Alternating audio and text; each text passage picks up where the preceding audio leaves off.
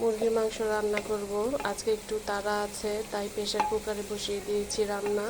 তো আমার পেঁয়াজটা হয়ে গিয়েছে, এখন আমি এখানে মশলা দিয়ে দেব। এখানে আমি সব মশলা দিয়ে দিয়েছি, আদা রসুন বাটা, হলুদ মরিচের গুঁড়ো, জিরের ফাঁকি, সব মশলাই দিয়ে দিয়েছি, দারচিনি এলাচি। তো এখন আমি মশলাটাকে কষিয়ে নিব। মশলা কষানো হয়ে গিয়েছে, এখন দিয়ে দিচ্ছি মাংস।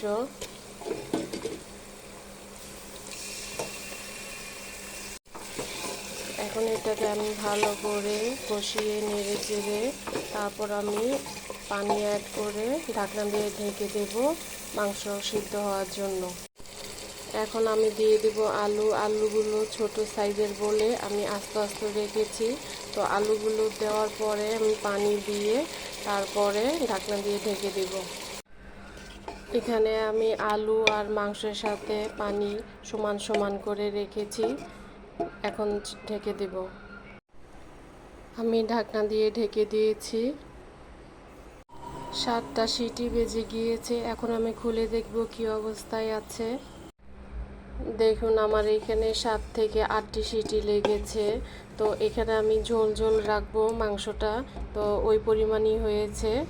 তো কেমন হয়েছে আমার রান্নাটা? আল্লাহ হাফেজ।